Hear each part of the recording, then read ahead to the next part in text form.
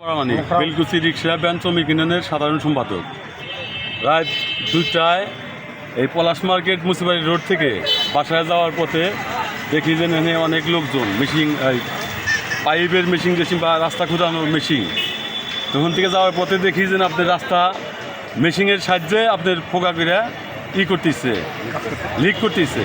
তো এলাকার লোক আছে, আমি হাতে থেকে তো দেখলাম যে না, এটা তো জনগণের ক্ষতি হচ্ছে, যে রব দা বাদ, এটা তো ভাঙা যাবে না, ফোকা করার অনুমতি নাই বা পারবে না। পরে হাতে থেকে বললাম যে এটা কী করবেন, বলার পরে উনি থানায় ফোন দিয়া 3 জন অফিসার নিয়ে এসে আমাদের একটু জবাবদিহির আওতায় ফেলাইছে। আপনার এত রাত্রে কেন এখানে? আমরা বললাম যে আমাদের বাড়ি এখানে আমরা থাকতেই পারি।